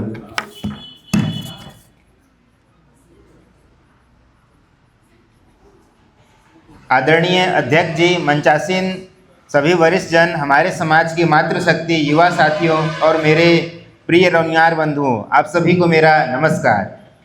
सबसे पहले मैं आज की इस महत्वपूर्ण बैठक के लिए आयोजन टीम को बहुत हृदय से धन्यवाद देता हूं और आप सभी का आभार व्यक्त करता हूं कि आपने मुझे अपनी बात रखने का अवसर दिया। आज हम यहाँ केवल बैठक करने के लिए नहीं बल्कि अपने समाज को और अधिक संगठित, मजबूत, प्रगतिशील बनाने के उद्देश्य से जुटे हैं। हमारा रोनियार समाज मेहनत, ईमानदारी, व्यापार बुद्धि और आपसी सहयोग के लिए जाना जाता है, लेकिन समय के साथ चुनौतियों भी बढ़ती है और इन्हीं चुनौतियों का समाधान एकता, योजना और निरंतर प्रयास से होता है। समाज की एकता और अनुशासन, मेरा विनम्र अपील है कि हम सब एक दूसरे के सुख दुख में खड़े रहें, छोटे छोटे मतभेदों को पीछे छोड़ें और समाज हित को सबसे ऊपर रखें। जब समाज साथ चलता है तब हर परिवार सुरक्षित और सम्मानित महसूस करता है। आज सबसे बड़ा निवेश शिक्षा और स्किल है। हमारे समाज के बच्चों को अच्छी पढ़ाई, प्रतियोगी परीक्षाओं की तैयारी और नई टेक्नोलॉजी कौशल में आगे बढ़ाने के लिए हम मिलकर काम कर सकते हैं। ज़रूरतमंद छात्रों के लिए स्कॉलरशिप, फीस सहायता, 10वीं 12वीं के और कॉलेज के बच्चों के लिए मेंटोरशिप, प्रतियोगी परीक्षाओं के लिए गाइडेंस ग्रुप, क्लास सपोर्ट। मैं मानता हूं हमारे युवा और आगे बढ़ेंगे तभी हमारा समाज और आगे बढ़ेगा। रोनियार समाज की पहचान व्यापार और मेहनत से है। हम चाहें तो समाज के अंदर एक व्यापार, रोजगार सहयोग मंच बना सकते हैं। समाज के लोगों का डायरेक्टरी, कॉन्टैक्ट नेटवर्क, नए व्यवसाय करने वालों का मार्गदर्शन, छोटे व्यापारियों के लिए आपसी सहयोग जैसे सप्लायर, मार्केटिंग, ट्रेनिंग, ट्रेडिंग। हमारी माताएं बहनें समाज के रीढ़ हैं। अगर हम महिलाओं के लिए स्व सहायता समूह, कौशल प्रशिक्षण और सम्मानजनक सहभागिता की ओर मजबूत करें तो समाज का विकास बहुत तेजी से हो सकता है। समाज की पहचान सिर्फ अपने भीतर नहीं बल्कि समाज के बाहर भी बनती है। हम अंबिकापुर में समय समय पर रक्तदान शिविर, स्वास्थ्य जांच, जरूरतमंदों के लिए सहायता जैसे काम करें तो समाज का नाम और सम्मान बढ़ेगा। एक छोटा सा मेरा प्रस्ताव है, अगर आप सब सहमत हो तो हम 3 छोटी सी टीम बना सकते हैं। पहला, शिक्षा टीम जिसमें छात्र, स्कॉलरशिप और गाइडेंस वाली काम होगी। दूसरा टीम व्यापार रोजगार टीम जिसमें नेटवर्किंग, मदद, ट्रेडिंग और मार्केटिंग का काम के लिए एक टीम रहेगा। तीसरा टीम रहेगा वो सेवा टीम जो ब्लड डोनेशन का काम, हेल्थ का काम, आपातकालीन अगर किसी को इमरजेंसी का कोई सेवा का काम है तो उसके लिए लगेगा। और हम हर टीम महीने में एक बार मीटिंग करें ताकि आगे का क्या काम है ये सब हम आपस में चर्चा कर सकें। मैं भी कुछ समय से सोशल मीडिया में नशा के विरुद्ध अभियान चला रहा हूं जिसमें मैं चाहता हूं कि रोनियार समाज के युवाओं नशा से दूर रहें। तो इस मुहिम में मेरे से करीबन 8 से 9 लोगों ने संपर्क किया है और उन्होंने कहा है कि जब भी आप नशा छोड़ने के लिए कोई आयोजन करेंगे तो उसमें हम जरूर शामिल होंगे। और डॉक्टर साहब, उनका ये कहना है कि हम नशा छोड़ सकते हैं लेकिन उनको मेडिकल सपोर्ट भी चाहिए नशा छोड़ने के लिए, क्योंकि उनका हाथ कांपता है शराब नहीं पीने से, उनको तलब उठता है। तो मेरे को याद है, मैं एक बार अपने गांव से 3 लोगों को शराब छुड़ाने के लिए दिल्ली में एक बहुत बड़ा केंद्र सरकार का नशा मुक्ति केंद्र है, वहाँ लेके गया था। तो लोग वहाँ 45 दिन एडमिट थे और उनको वहाँ तरह तरह का मेडिकल सुविधाएं एम्स की तरफ से मिल रहा था और उसमें काफ़ी अच्छा रिपोर्ट मिला। तो मुझे पता नहीं हो मेडिकल क्या क्या होता है, तो मुझे ऐसी अपेक्षा है कि गायत्री परिवार के टीम से मुझे ये सहयोग मिलेगा। इसी के साथ मैं अपना बात को समाप्त करता हूँ। धन्यवाद। बहुत सुंदर हमारे विकास भाई काफ़ी अच्छा समाज के उत्थान के लिए एवं नशा मुक्ति के संबंध में प्रकाश डाली। हम समाज विकास गुप्ता जी का आभारी रहेंगे।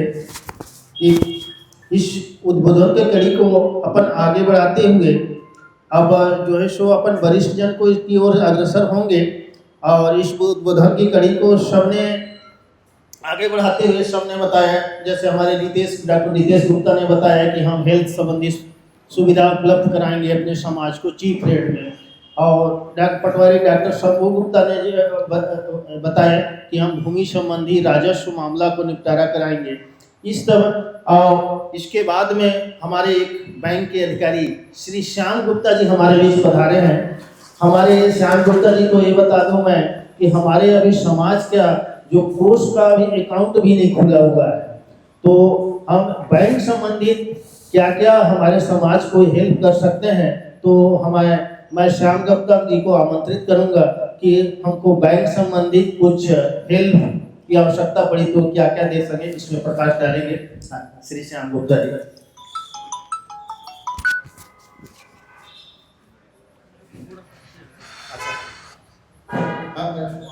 बात करेंगे, बोलिए।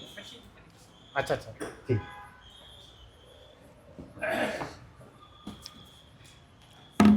धन्यवाद वशिष्ठ जी।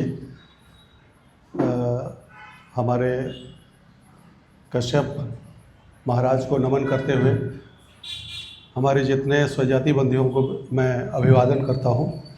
चूँकि आप सब लोग जानते हैं कि मैं बैंक में हूँ, तो ये मेरे ख्याल से मेरा रोनियार समाज में दूसरा बैठक में शामिल हो रहा हूँ। मैं धन्यवाद देना चाहूँगा अचंभित भैया जी को, जिन्होंने आज आमंत्रित किए। चूँकि आप सब लोग जानते हैं कि बैंक एक अर्थव्यवस्था का सबसे बड़ा स्रोत माना जाता है, घटक माना जाता है। वशिष्ठ जी ने सही बोले कि समाज के लिए बैंक की तरफ से हम क्या कर सकते हैं। निश्चित तौर से हमारा जो समाज है एक बहुत ही छोटा शुरुआत में समाज था, लोग गरीब थे, लेकिन देखते देखते आज हमारे समाज के लोग, मैं बिल्कुल पॉजिटिव बात करना चाहूँगा कि IAS, IPS और बड़े बड़े पोस्ट में मैं दिल्ली में था अभी 1 साल पहले 2023 तक, वहाँ भी मैं रोनियार समाज के लोगों से मिलता था। एक्चुअल में वहाँ पर काफ़ी बड़े बड़े लोग हैं, बड़े उद्योगपति हैं, बड़े पोस्ट में हैं, सचिवालयों में हैं, तो उनको देख के लगता था कि निश्चित तौर से हमारा समाज भी बहुत आगे बढ़ रहा है और आगे बढ़ेगा। आप लोग देखते होंगे कि एक छोटी सी शहर से अचंभित भैया जी आगे बढ़ करके इतना बड़ा अगर हॉस्पिटल खोल सकते हैं, तो हमारा समाज क्यों नहीं कर सकता है। पहले 1 या 2 डॉक्टर हुआ करते थे, अब रौनियार समाज में लाइन लग गई है डॉक्टरों की। मेरा एक छोटा कजिन भाई भी है, आप सब लोग को पता होगा, बॉम्बे में एक बहुत बड़ा फेमस डॉक्टर है। तो स्वास्थ्य के क्षेत्र में भी और भी अन्य क्षेत्र में भी हमारा समाज जो है काफ़ी आगे बढ़ रहा है। हम पॉजिटिव दृष्टि से सोच पॉजिटिव रखें, निश्चित तौर से हम आगे बढ़ेंगे। मेरा परिचय, मैं श्याम गुप्ता बोल रहा हूँ। मैं central bank of India regional office में सीनियर मैनेजर हूँ। क्योंकि हर 2 साल या 3 साल में हम लोग का ट्रांसफ़र या प्रमोशन हो जाता है, इसलिए मैं समाज से ज़्यादा नहीं जुड़ पाया था। लेकिन मैं अब जब भी होगा, समय मिलेगा, मैं ज़रूर आऊँगा। और ये भी बताना चाहूँगा कि अगर हमारा समाज, हमारे लोग अगर किसी भी क्षेत्र में आगे बढ़ना चाहते हैं, कुछ सहयोग चाहते हैं, तो मैं तहे दिल से उनका मैं सहयोग करूँगा, बैंक की तरफ से सहयोग करूँगा। क्योंकि central bank of India Surguja ज़िला में टोटल हमारे क्षेत्र में 9 जिले को के अंडर में है, मतलब हमारे अंडर में है। और अग्रणी bank central bank of India है। अभी रेट ऑफ इंटरेस्ट अगर हाउसिंग लोन ही बोला जाए तो 7.1%, जो बाकी बैंकों में नहीं है। और अगर किसी को घर बनाना होगा या कोई कार खरीदना होगा या बिजनेस लेना होगा तो निश्चित तौर से मेरे से संपर्क करें, उनको बेहतर से बेहतर सुविधा बैंक की तरफ से दिलाने का कोशिश करेंगे। अभी सेंट्रल बैंक ऑफ इंडिया 115वां साल 21 दिसंबर को मनाएगा। हम लोग लाइन से अभी कई प्रोग्राम करने जा रहे हैं। अभी पीजी कॉलेज में 115 पौधा लगाएंगे कल सुबह 11 बजे, जिसमें कलेक्टर महोदय और बहुत सारे लोग आएंगे, आमंत्रित रहेंगे। तो वैसे फिर वृद्धा आश्रम में जा कर के हम लोग कंबल और इस टाइप का। तो मैं चाहूँगा कि हमारा समाज क्यों ना इस टाइप का छोटा छोटा और भी कार्य करे, तो हम लोग आगे जोड़ते जाएंगे। मैं ये देख रहा था कि इसमें जो एजेंडा है काफ़ी बहुत बढ़िया एजेंडा है। समाज के नए सदस्यों को जोड़ना, सामाजिक भवन हेतु भूमि, ये बहुत ही अच्छा चीज़ है आवंटन करना, जिसमें शंभू भाई जी है मेहनत करेंगे, सहयोग करेंगे। पिकनिक बहुत ज़रूरी है, एक दूसरे को परिचय के लिए, आगे बढ़ने के लिए पिकनिक का बहुत ज़रूरी होता है। समाज में आदर्श इकाई बनाने की योजना बहुत बढ़िया पॉइंट है। सामाजिक शक्ति द्वारा राजनीतिक उपलब्धि, तो हमारे समाज में काफ़ी लोग राजनीति के क्षेत्र में भी आगे हो चुके हैं। तो मैं इतना बोल करके आप सब लोग को नमस्कार बोलता हूँ। धन्यवाद। Thank you. धन्यवाद हमारे श्याम गुप्ता जी, जिन्होंने बैंक संबंधी जानकारी देते हुए हमारे मुख्य एजेंडा पर भी प्रकाश डाले। हम श्री श्याम गुप्ता जी को आभारी रहेंगे। इसके बाद में जो हमारे वरिष्ठ जन की तरफ से ये हुआ है कि 7:30 बजे तक में सभा समाप्त करना है, तो अपन जो है सो उस समय को देखते हुए अब मैं ये बोलूँगा कि कोई अगर और भी बोलना चाहे समाज के तो स्वयं आ सकता है, हम उसका स्वागत करते हैं।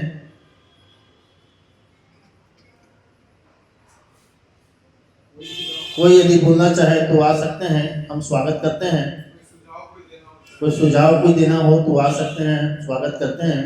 वैसे तो हम सबसे पहले परिचय सम्मेलन कराई दिए थे, सब परिचय अपना अपना दिए थे।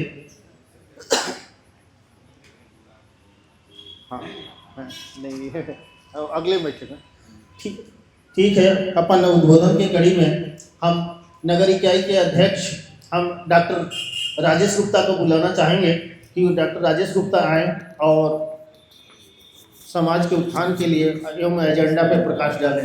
डॉक्टर राजेश गुप्ता।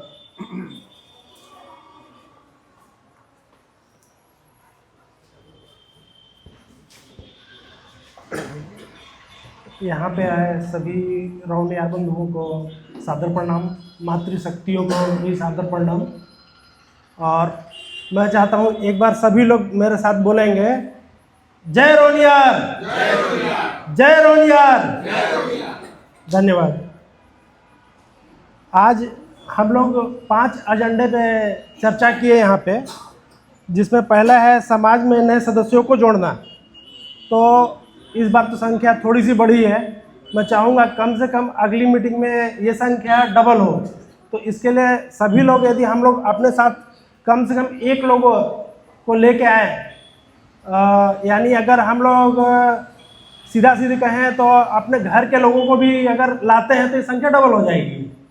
तो सभी से अनुरोध है कि जितने लोग आए हैं कम से कम अपने घर के परिवार के एक सदस्य को ज़रूर लेके आएँ, और उनका जो भी परिचय है, जितने लोगों से भी परिचय है, उन लोगों को भी प्रेरित करें कि वो भी समाज में आए। और हम लोग का जो दूसरा था सामाजिक भवन हेतु भूमि आवंटन, तो इसके लिए भी हम लोग एक टीम बनाए। हर बार चर्चा करते हैं लेकिन टीम अभी तक नहीं बनी है। तो जो इस लाइन से जुड़े हुए हैं उन लोग आगे आएँ, स्वेच्छा से आगे आएँ, और हम लोग सब मिल के पूरी तरह से पुरजोर तरीके से हम लोग इसके लिए कोशिश करें, टीम बनाएं, और जो भी यथासंभव हम लोग से बन सकता है हम लोग सब प्रयास करें। तो प्रयास तो हो नहीं रहा है, तो इसलिए इसके लिए हम लोग आगे कदम बढ़ाएं। और तीसरा हम लोग का एजेंडा है, जैसे मैं एक बात और कहना चाहूँगा कि जैसे बोला कि डॉक्टर साहब ने बहुत अच्छी बात बोली कि कोई भी अपने समाज का व्यक्ति गांव का हो, शहर का हो, अगर आता है तो उसको एक जांच करेंगे, निःशुल्क जांच करेंगे, या फिर उनको कम से कम रेट पे उनका इलाज होगा। तो मेरे पास भी यहाँ पे एक छोटा सा होटल है। अगर कोई गांव का गरीब व्यक्ति आता है और उसके पास जब तक रहने की व्यवस्था नहीं है, तो मैं कम से कम 1 महीना निःशुल्क रहने की व्यवस्था उनकी कराऊंगा। जब तक धर्मशाला का निर्माण नहीं होता है, वो हमारे होटल में कम से कम 1 महीना इलाज हेतु रह सकता है। और तीसरा हमारा जो है कि पिकनिक के लिए हम लोग यहाँ पे सामाजिक कार्य को तो प्रेरित करेंगे ही, हमारा जो मीटिंग होता है उसके साथ साथ एक सामाजिक कार्य भी हो, समाज के लिए भी हम लोग योगदान दें, ताकि हमारा समाज का एक पहचान बन सके। और तीसरा जो एजेंडा है हमारा कि हम एक पिकनिक करें। इसके लिए मैं सभी लोगों से चाहूँगा कि सभी लोग अपना राय दें कि किस तरह से हो, कैसे हो, कहाँ हो। इसके बारे में मैं सभी लोगों से चाहूँगा कि सभी लोग इसके बारे में चर्चा करें, ताकि अगले मीटिंग या अगले माह के शुरुआत में ही हम लोग एक अच्छा सा वनभोज का कर सकें। और उसके लिए हम लोग, मैं सबके सामने प्रस्ताव रखता हूँ कि सभी लोग धीरे धीरे इस पर चर्चा करें, ताकि आगामी कदम हम लोग ऐसा उठा सकें। धन्यवाद।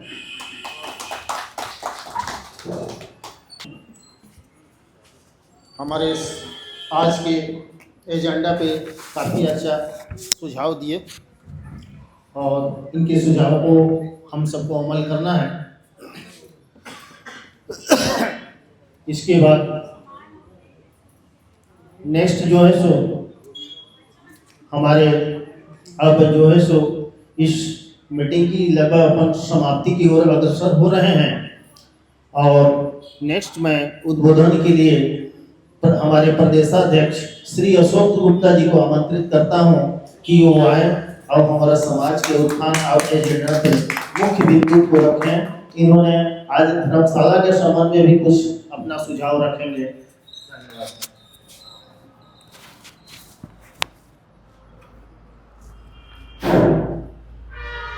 आज का अपना नगर इकाई का जो कार्यक्रम है और सभी सदस्य यहाँ उपस्थित हुए हैं, और सबसे मेरा आग्रह है कि आज हमारे अचंभित भैया जी के यहाँ यह कार्यक्रम रखा गया है, उनको पूरी इकाई के तरफ से बहुत सारा धन्यवाद देते हुए आप लोगों से आग्रह है कि जोरदार तालियों से उनका धन्यवाद प्रेषित करें।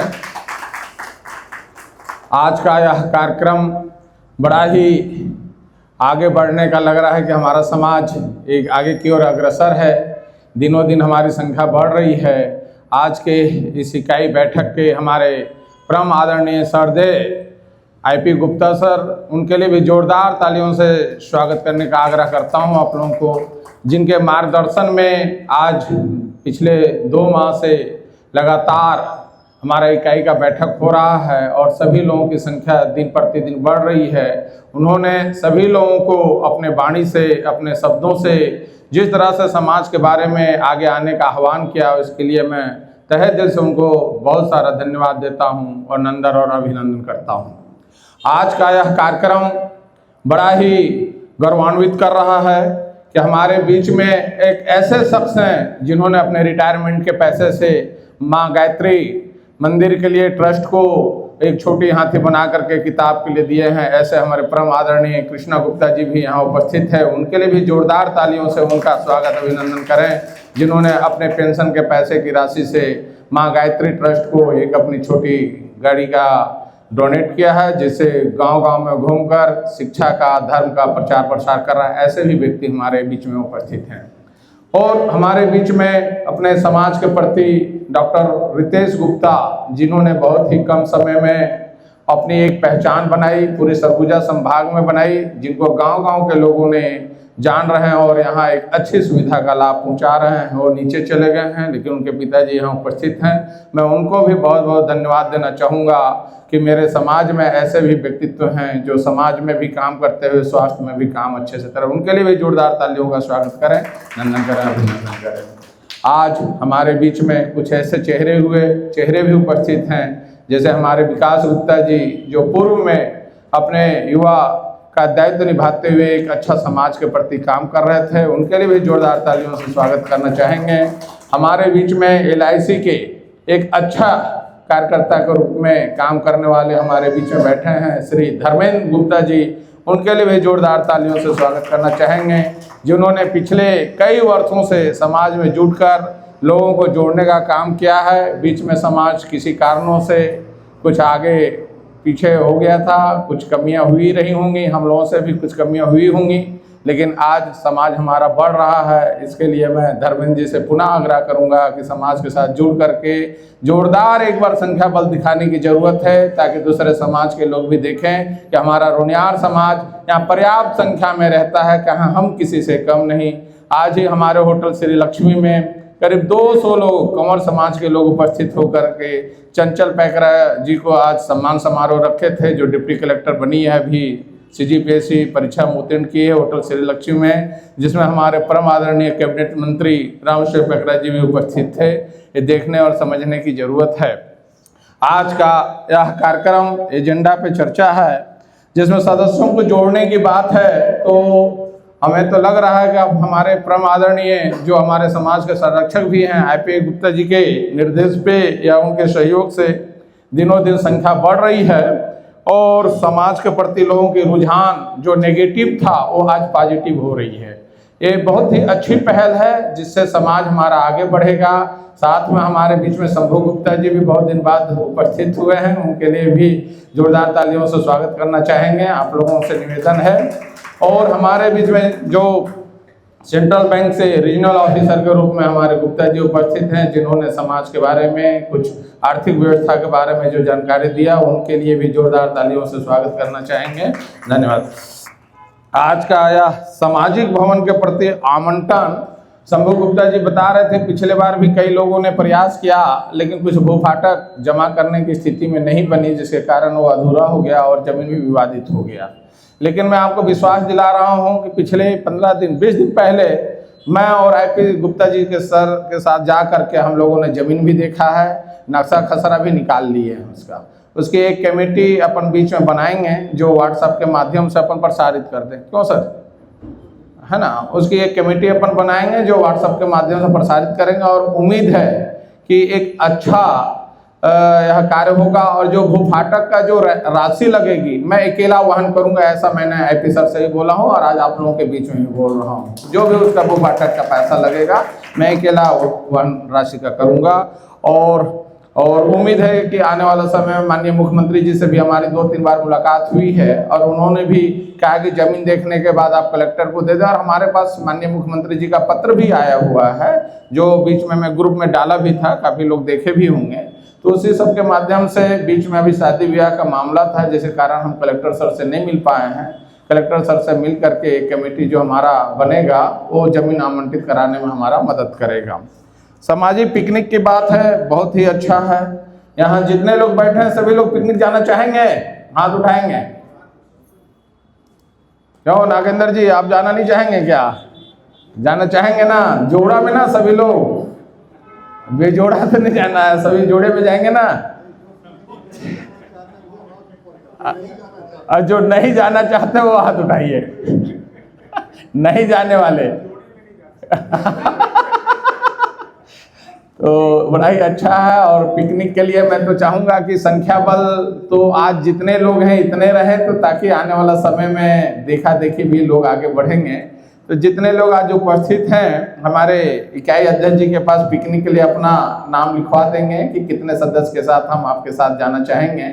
और पिकनिक का समय भी वही छुट्टी का दिन रहेगा। क्या बहुत लोग हमारे कर्मचारी बंधु भी हैं, सरकारी सेवा में कार्यरत हैं, तो छुट्टी के दिन ही देखा जाएगा। और साल के अंतिम में ही रखा जाए, नया साल नए जोश की ओर रहेगा, फिर आगे देखेंगे। लेकिन इस साल 2025 के अंतिम समय में ही कोई छुट्टी का दिन मिले। अभी काफ़ी बच्चों को भी छुट्टी होने वाला है, 25 दिसंबर के आसपास से छुट्टी मिलेगी, शीतकालीन छुट्टी जो रहता है। उसी बीच में पिकनिक का एक व्यवस्था बना जाए, क्यों सर, ठीक रहेगा? जहाँ भी एक जगह निर्धारित किया जाए जो शहर से ज़्यादा दूर भी ना हो और सबको पहुँचने के लिए थोड़ा सहूलियत भी हो। और समय का चूँकि क्या है, एकल परिवार होते जा रहे हैं, अरे हर समाज में एकल परिवार होते जा रहा है, संख्या सबकी घटती जा रही है। तो धन तो हम कमा लेते हैं लेकिन समय अभाव की वजह से कई जगह अपन उपस्थित भी नहीं हो पाते हैं। इसलिए पिकनिक का स्थान ऐसा जगह चुना जाए जहाँ मतलब कम समय में पहुँचा जा सके और अपनी सुविधा अनुसार पहुँचा जा सके, ये ज़्यादा सही रहेगा। इसके लिए अगर मेरा एक प्रस्ताव था कि घुनघुट्टा नज़दीक में सबसे सही जगह है। घुनघुट्टा जो है यहाँ से ज़्यादा दूर भी नहीं है, 10 या घाघी, हाँ घाघी भी अच्छा जगह है।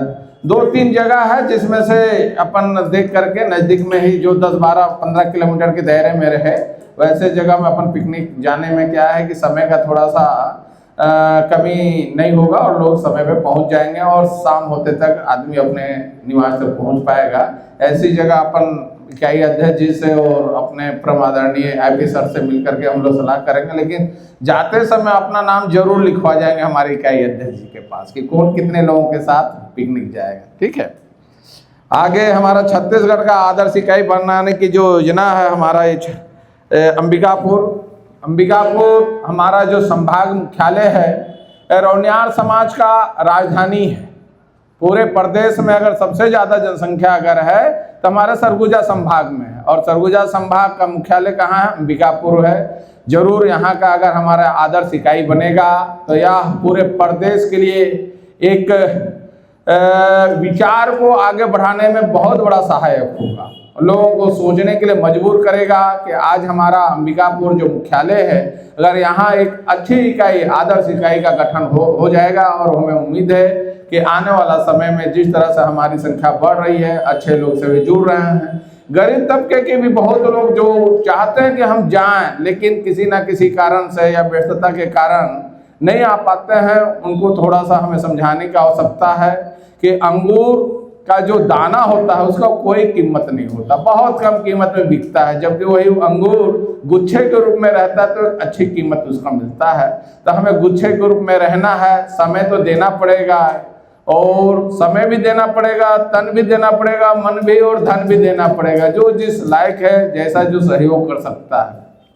और मेरा तो आग्रह भी है कि अध्यक्ष जी से कि एक रसीद बुक छपवाएं आप और मिनिमम 50 रुपए की राशि अपन एक बार घूम करके, जैसे हमारे यहाँ धर्मेंद्र जी वगैरह हैं, विकास जी वगैरह हैं, जो पुराने आप लोगों की टीम जो काम की है, आईपी सर आज वरिष्ठ के रूप में हैं, हम लोग हैं, हम लोगों का भी सहयोग लेके 50 रुपए की रसीद तो काटी जाए कम से कम। घर घर में घूम करके काटने से क्या होगा कि लोग जुड़ेंगे कम से कम। क्यों सर, कैसा रहेगा, है ना? तो 50 रुपए की रसीद ज़्यादा ना हो, 50 रुपये। हमारा काम केवल धन कमाना ना है या धन इकट्ठा करने का उद्देश्य नहीं है। उद्देश्य ये है कि लोग जुड़ेंगे तो 1-1 रुपया करके भी 100 रुपये हो जाएगा, कहीं कोई दिक्कत नहीं है उसके लिए। और अपने बीच में भी बहुत सक्षम लोग यहाँ हैं जो छोटी मोटी राशियों को अकेले भी वहन कर सकते हैं।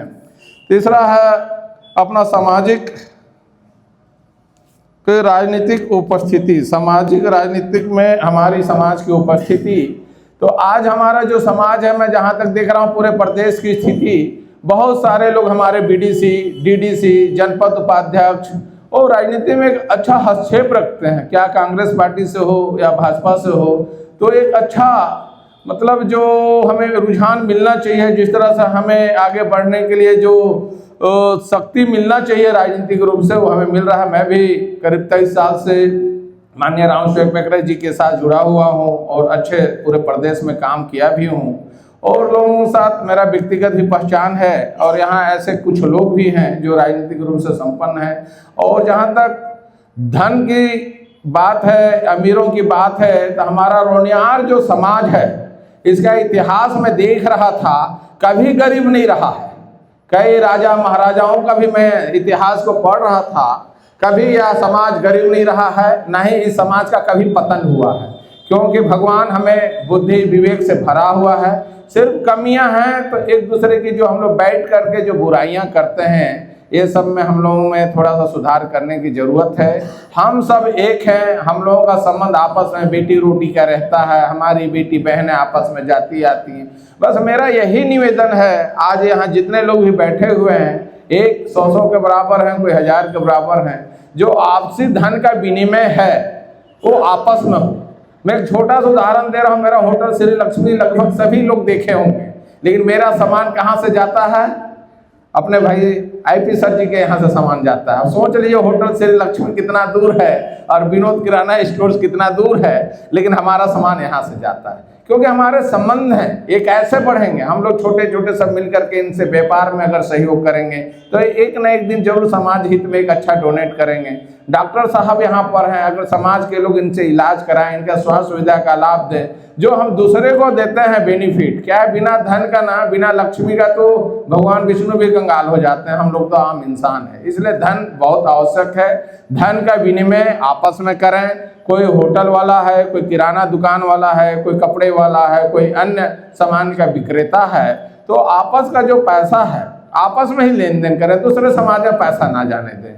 भाई एक के संबंध खराब हो सकते हैं, दूसरे से हो सकते हैं, लेकिन क्या सभी से संबंध थोड़ी खराब रहेगा? तो मेरा विनम्र निवेदन है कि आपसी लेन देन करें, आपसी विनिमय करें।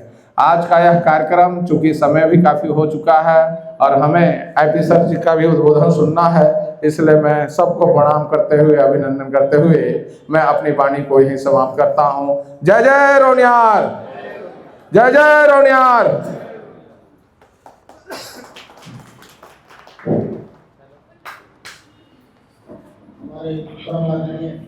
ज़्यादा समय तो नहीं ले लिया। गुप्ता जी ने काफी अच्छा सुझाव दिए, इस तरह रुझान के साथ हमारे समाज के सुझाव दिए। इन्होंने धर्मशाला निर्माण संबंधी भूमि आवंटन के जो भूभाटक की राशि होती है, भूभाटक की राशि को बोले कि हम स्वयं वहन करेंगे। मैं एक चीज़ बता दूं कि यहाँ लगभग 3 लाख रुपए डिसमिल से कम ही ज़मीन कहीं नहीं है, और एक मान लीजिए अपन 30 डिसमिल आवंटित होता है तो 30 तिहाई 90 लाख रुपए हुआ है, और 90 लाख का 10% बहुत पैसा हो जाता है, और 10% लगभग भूभाटक में लग जाता है जमा करने में, जैसा मेरे को आइडिया है।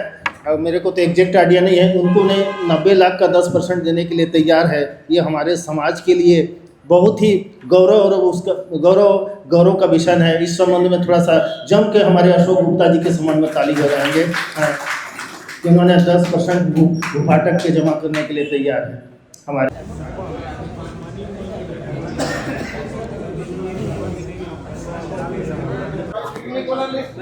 जय रोनियार। अंबिकापुर समाज रोनियार समाज इकाई की तरफ से पिकनिक का कार्यक्रम रखा गया है, जो दिसंबर में रखा जाएगा, और इसका डेट तारीख जल्द ही व्हाट्सएप ग्रुप में डाला जाएगा, स्थान भी डाला जाएगा। जो व्यक्ति इच्छुक हैं परिवार सहित इसमें शामिल होने के लिए, वो अपना नाम डॉक्टर राजेश जी को लिखवा देंगे। इसका अनुमानित चार्ज शुल्क प्रति व्यक्ति 300 रुपये रखा गया है। परिवार में जितने भी सदस्य हैं सभी सदस्य के लिए 300 रुपये लागू होगा। ये कार्यक्रम बहुत ही आनंदमय और आपस में एक जुड़ाव करने का एक मौका है, तो मुझे उम्मीद है कि आप सभी इस अवसर को नहीं छोड़ेंगे और पूरे सामूहिक शक्ति के साथ इस पिकनिक को ज्वाइन करेंगे। जय रोनियार।